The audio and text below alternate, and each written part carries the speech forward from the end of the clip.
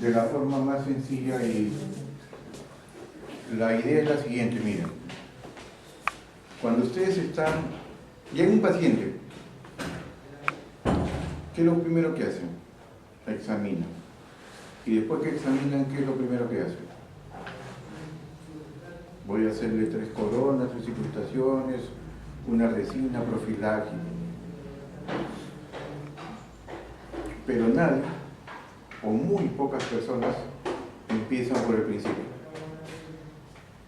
Que es el... ¿Qué tengo que hacer? Al menos cuando viene un paciente en mi consultorio, me dice, por ejemplo, vengo por esto de acá y tengo esta cosa de acá. Apenas me dice, lo primero que hago es borrar la información que me da. Y yo sé que lo que tengo que hacer es no pensar en cómo voy a restaurar. Esa es mi tercera opción. Mi primera opción es, ¿por qué viene el paciente? Si tiene coronas destruidas, ¿por qué se destruyeron las coronas?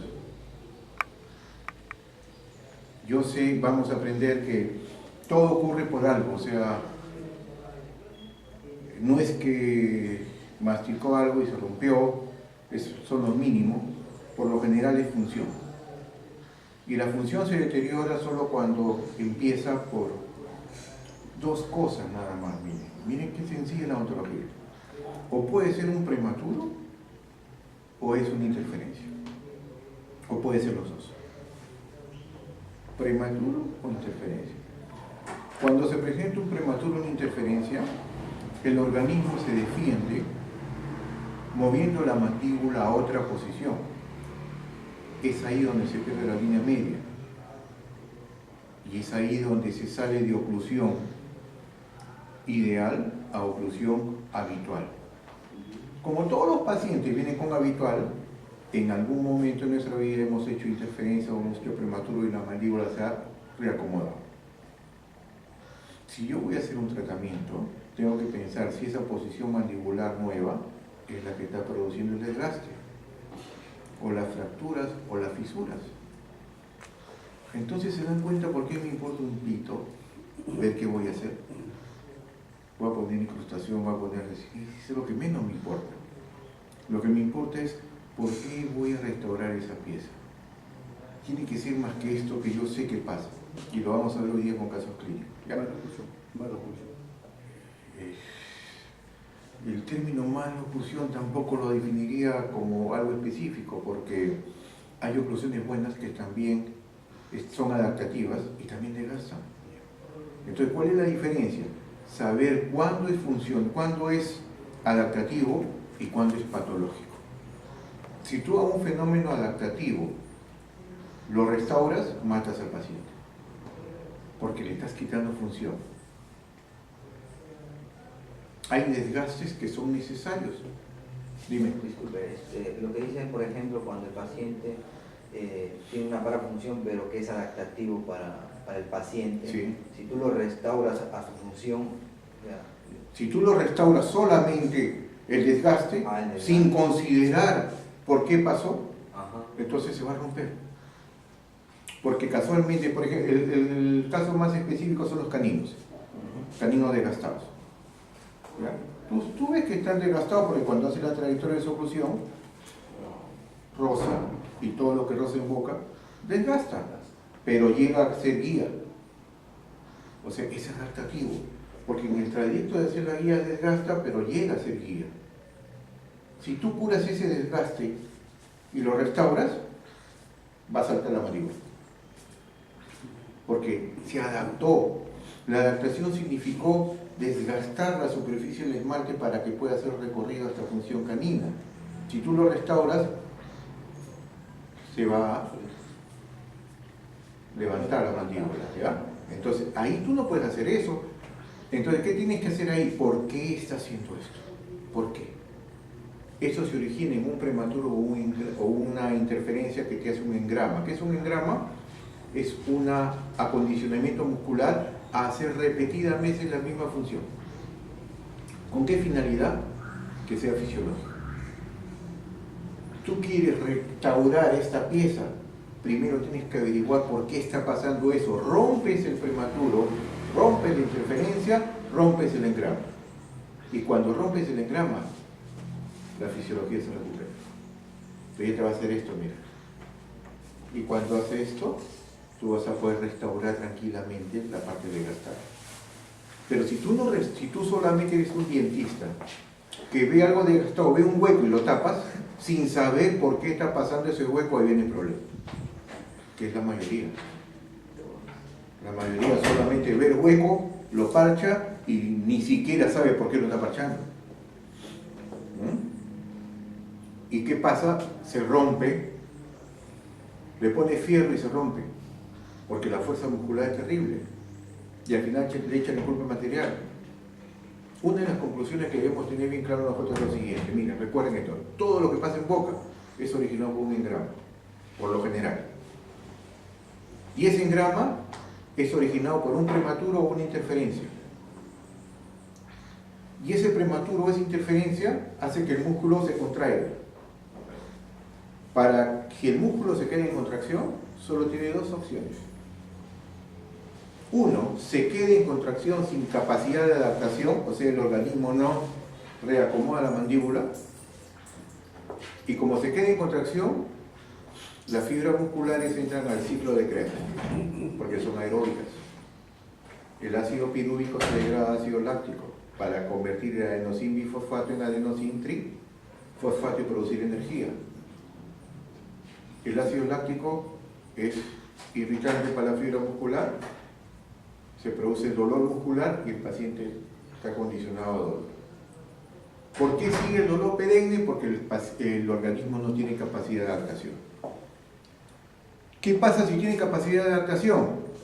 Los propioceptivos captan la contracción muscular, captan la presión sobre los dientes y se defienden.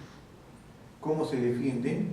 Contrayendo al mismo tiempo los dos pterigoideos externos inferiores, el cual solo se contrae normalmente el contrario al lado de trabajo.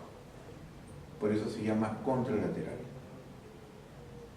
Cuando el organismo tiene capacidad de adaptación, el sistema neuromuscular interviene y manda una orden para que se contraiga el pterigoideo externo inferior del lado de trabajo. Cuando los dos pterigoideos externos inferiores están contraídos, la única posibilidad que tiene la mandíbula es irse hacia adelante. Eso explica por qué los deslizamientos en céntrica solo son anteriores, nunca posteriores. Y eso explica por qué en una disfunción los dientes anteriores son los primeros que se desgastan. Porque al irse la mandíbula hacia adelante, los bordes incisales comienzan a contactar. Y como no están preparados para recibir cargas horizontales, empiezan fisuras, microfracturas, fracturas y se van gastando. Al gastarse el sector posterior, el sector anterior, el sector posterior empieza a contactar. Como las cargas son muy elevadas, comienzan a desgastarse. Al desgastarse el sector posterior, pierde soporte del sector anterior, que ahora al llegar a dentina se destruye mucho más rápido, porque como el esmalte ancla en la dentina, simplemente se suelta, se cae. En este momento tenemos la mandíbula y hacia adelante, desgaste en piezas posteriores, desgastes en piezas anteriores.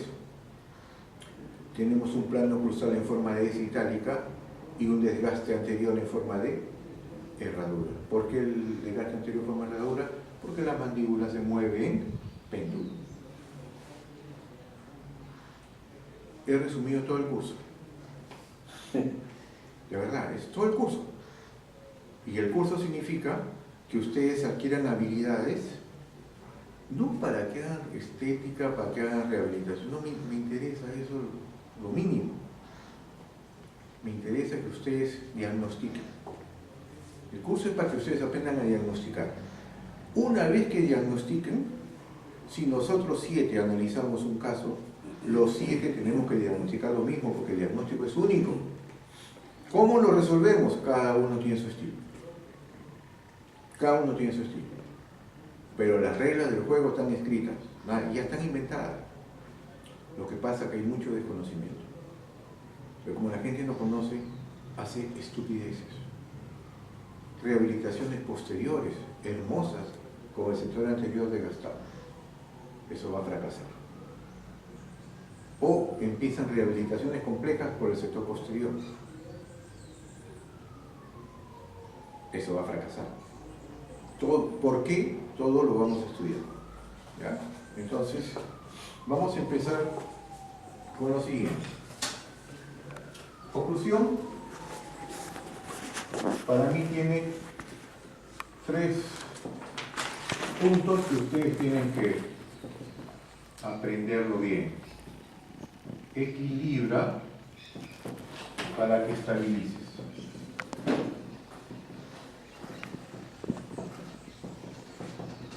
Segundo, equilibra para que estabilice. Segundo, dale disolución.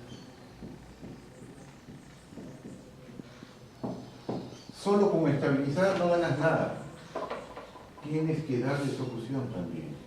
Y el tercero, que es una cosa que yo le he agregado, recuerda, las fuerzas de erupción persisten durante toda la vida. Esto es una regla. Tú no puedes dejar piezas en anoclusión. Estas fuerzas de erupción persisten durante toda la vida. Se neutralizan por los contactos. Mientras haya contacto, están inactivas. Pero tú le quitas el contacto y se activa. Tú haces una resina y lo dejas sin contacto, se activa la fuerza de erupción y las piezas van a buscar su contacto. Y ahí es donde se producen las famosas, ¿cómo le llaman esto? Mandibular. Caramba, se me dio el nombre ahorita. Yo ahorita lo recuerdo. ¿Ya? ¿Cómo equilibrio estabilizo? En MI. ¿Cómo desocluyo? En excéntricas. Este MI también se llama céntrico. Y esto es vital para cualquier tratamiento. Recuerden las 3 reglas. Equilibra para estabilizar. En MI. Máxima interpretación en relación céntrica a los cóndigos. No necesariamente. Ninguno de nosotros lo tenemos en céntrica. O sea, habitual. Habitual. ¿Qué es MI? Máxima intercuspiración. Máximo. Máxima intercuspiración. En excéntricas, protrusivas y lateralidades tienen que darle desoclusión. Y la fuerza de erupción, recuerden que persiste durante toda la vida, y eso lo tienen que tener en claro cuando hagan tratamiento. ¿Ya? Si ustedes hacen un tratamiento y no respetan los contactos oclusales, son dientistas. Los contactos oclusales son básicos para que se cumplan estas normas, para inactivar las fuerzas de erupción. Si ustedes no les dan contactos, y bueno, es lo que la mayoría hace, ¿no? La mayoría hace. Yo no sé si ustedes manejan papel articular. Si manejan papel articular, no es como nos han enseñado. A mí me enseñaron que todo lo que marcaba tenían que gastar hasta que ya no choque. ¿Ya? Y mucha parte de mi carrera la hice así. Pero yo decía, no puede ser, pues. O sea, el papel articular no creo que sirva para eso. Y la verdad, pues no sirve para eso. ¿Ya? Sirve para hacer iatrogenias, muchas iatrogenias. Y como las personas tenemos capacidad de adaptación, reacomodamos nuestra posición mandibular y eso explica por qué tú examinas a un paciente y la línea media está en cualquier sitio, porque la mandíbula se ha desplazado hasta buscar una posición de reacomodo muscular, ojo, no condylar, muscular. ¿Ya? Con eso quiero decirles que la mayoría de los casos de disfunción temporomandibulares no son de origen articular. Lo que creemos que es una DTM por lo general es muscular. Solo 5%, o sea 5 de cada 100 casos son articulares. El 95% restante es muscular. Ergo, tratable. ¿Quién no sabe tratar eso? ¿Quién sabe oclusión? El que no sabe oclusión va a tener que verse obligado a que cada caso que termine se persigne y ojalá que el paciente se adapte. Porque si no se adaptan, empiezan los dolores. Y vamos a ir viendo cómo es qué pasa con todo eso. Pero son dolores más musculares que otra cosa, ¿no? ¿Perdón? Sí. Son dolores musculares. Doctor, por mi experiencia, No trigeminales, musculares. es que el trigémino para mí es muy fácil de diagnosticar. Claro, diferente. Es una cosa totalmente diferente. Yo cuando sospecho un trigémino mando a que den un portazo a alguien terrible y el paciente lo bajo del techo. Ese es trigémino. Una disfunción, perdón, un ATM, yo manipulo. Abro, cierro y no duele, no es articular. No es articular. El articular, hay más, para mí, una artritis, una artrosis, una perforación de disco. ¿Ya? Qué bien raro, pues. Luxaciones con reducción o sin reducción, que son muy raros. En cambio, el 95% restante viene con dolor que se agarra acá y viene así, tú crees que es articular, pero es que como todos los músculos de masticación, acá está el temporal, macetero, pterigoideo interno, pterigoideo inferior, todo se relaciona, te da esa sensación. Entonces, ¿yo qué hago? A un paciente que viene con dolor agarrándose la articulación, nunca jamás le tomo una radiografía, jamás le pido una resonancia magnética, jamás le pido una tomografía. ¿Por qué? Porque yo sé que de cada 100 pacientes solo 5 son articulares. No puedo hacerles gastar tanto dinero por gusto. Entonces, ¿qué hago? Si no es articular, ¿qué es? Muscular. Y si es muscular, ¿podemos hacer un diagnóstico diferencial? Sí. ¿Por qué? Williamson en el año 1978 hace un estudio y descubre que cuando tú a los músculos de la masticación le colocas en el sector anterior una traba para alargar la fibra y relajar, los músculos disminuyen su actividad a cero. Si el paciente viene con dolor, según él articular, porque encima se agarra toda esta zona, y nosotros sabemos que el 95% es muscular, ¿yo qué tengo que hacer? ¿Comprobar si es muscular o no? ¿Cómo compruebo si es muscular? Si Williamson nos demostró que colocando una traba anterior, los músculos de actividad de la masticación disminuyen su actividad a cero, le coloco un deprogramador anterior modificado, un conejito, que lo mantenga así. Por último, si no tengo nada, le digo que duerma con los dedos acá. Al día siguiente, ¿qué he hecho con esto? ¿Qué pasa con la fibra? Se relaja. Y al día siguiente el paciente ya no tiene dolor. Obvio que si le quito el dedo, le quito el esto, comienza de nuevo. Diagnóstico diferencial. Si después de 48 horas el dolor sigue y no ha bajado, entonces ahí ya recién digo, esto es articular. Recién ahí puedo pedir tomografía, recién ahí puedo pedir resonancia o radiografía. Pero así para qué. Ahora mira, doctora, yo soy el paciente y tú me haces el conejito, ¿ya? Yo vengo con dolor espantoso, como todos los que vienen, agarrándose así, como los codos en las rodillas, sobándome. Y la doctora me hace el conejito. Y me dice la doctora que ven en 2 días. Pero la doctora no me cobró. Y a los 2 días, como ya no tengo dolor, si yo vuelvo tengo que pagarle. ¿Y a quién le gusta pagarle porque no tiene dolor? Entonces, ¿qué hago? No, acá tengo el conejito. Con el conejito me pasó. Me coloco el conejito y a las 2 semanas vuelvo. Así no quiera, tengo que volver. ¿Por qué volví, doctor? Sí, te tengo que pagar. Pero 2 semanas después, obligado vuelvo. Extrusión de los dientes. Vamos a aclarar una cosita. El término extrusión está reservado para cuando no hay antagonismo. Vamos a decir eversión del alveolo, ¿ya? Hasta que aprendamos lo demás, ¿ya? como ha tenido 2 semanas el conejito, ¿qué pasa con los dientes posteriores?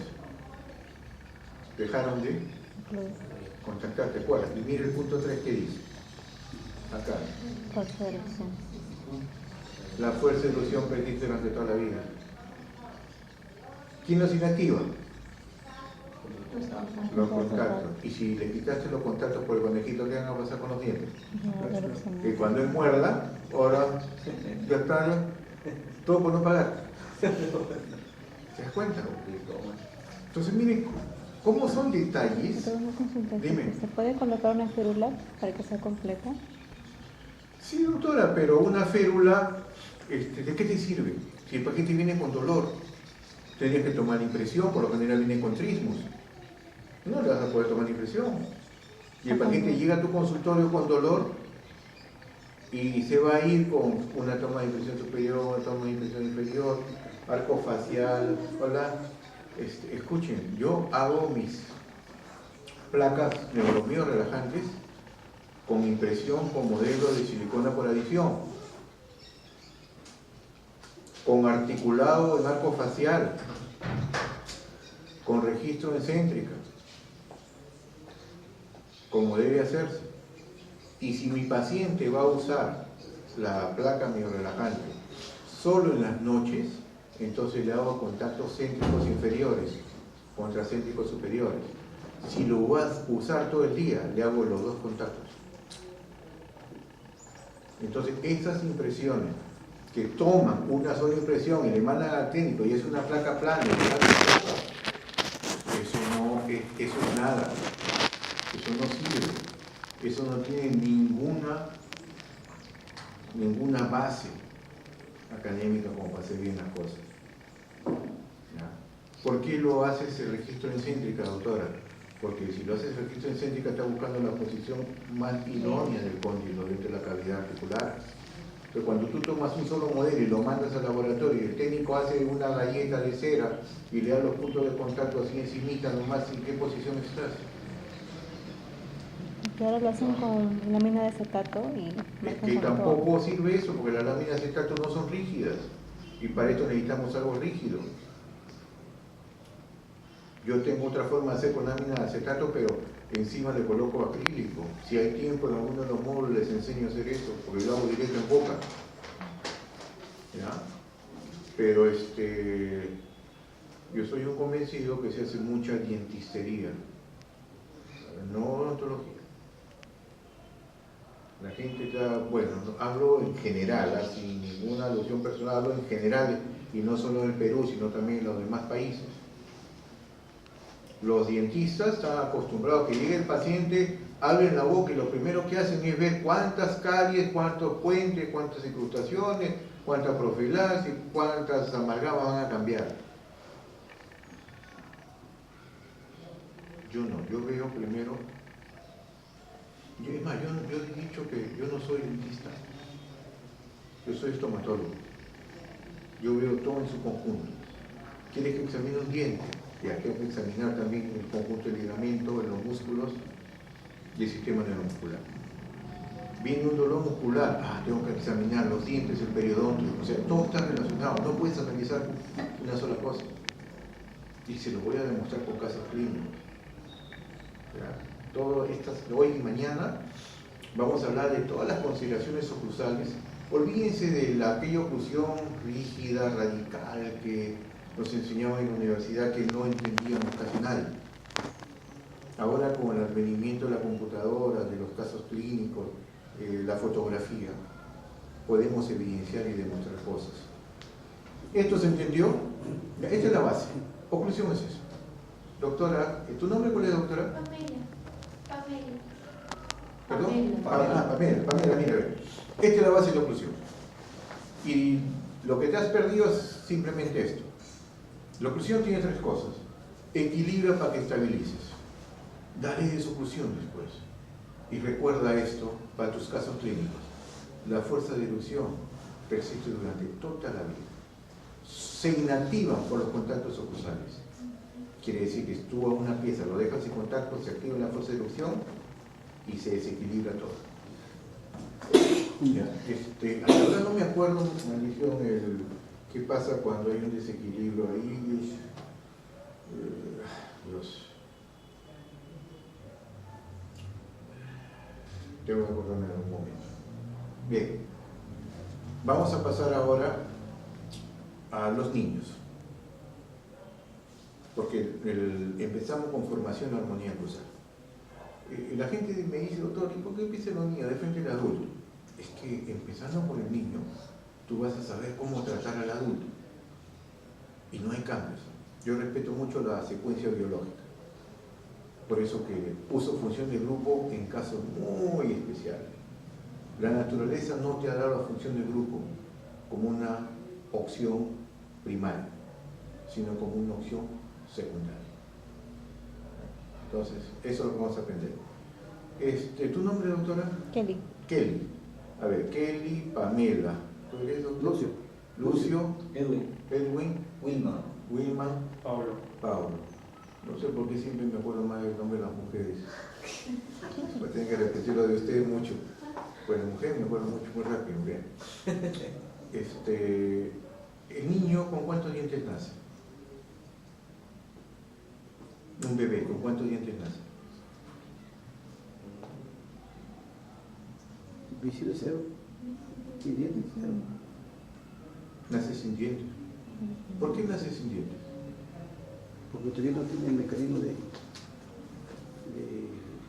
alimentarse por boca, más por succión primero, pero después conforme ya va masticando. Las necesidades metabólicas del niño son líquidas. Entonces no necesita dientes. Y como su función principal es succionar, amamantarse, si nace con dientes, y sabemos que los dientes tienen la flor de lis, el serrucho, el pezón materno lo destruye. Y un pezón materno traumatizado e infectado es terrible.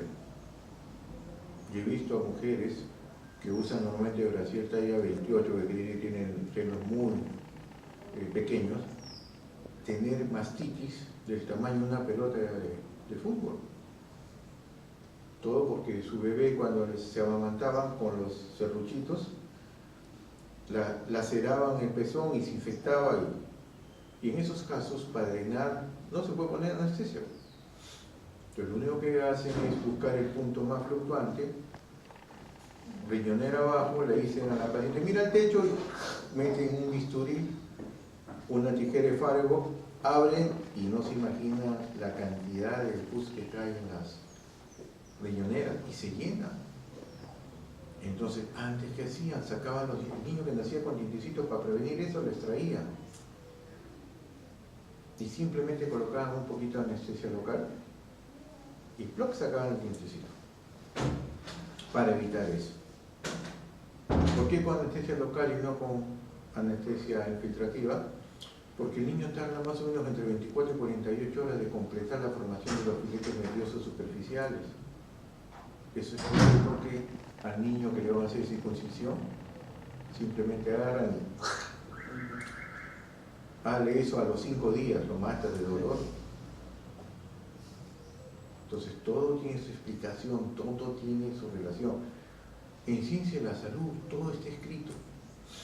Entonces cuando yo les diga algo, ustedes mentalmente piensen, ¿por qué? Si no saben la respuesta, pregúntenme. Porque una cosa es aprender y otra cosa es entender. ¿Cuánto sé que ustedes han entendido cuando les digo ¿y por qué? Y sabes el por qué. Si no sabes el por qué, quiere decir que lo has aprendido, lo has memorizado, pero no lo has entendido. Y estoy casi seguro que nunca lo vas a aplicar. Entonces esa va a ser la mecánica. El niño nace sin dientes porque tiene necesidades metabólicas líquidas. Como no tiene dientes, su mandíbula se va a cualquier lado, como los abuelitos. Pero a los 6 meses las necesidades metabólicas cambian a semilíquidas, donde necesita dientes. ¿Quiénes se erosionan primero? Incisivos. Inferior. ¿Por qué? ¿Por qué no los superiores? No me digan porque la genética, no, eso no quiero. La razón, ¿por qué? ¿Por qué los inferiores y no los superiores? Para hacer efecto de cesárea, No, ¿no? no. ¿Por qué los inferiores y después los superiores? Para aprender.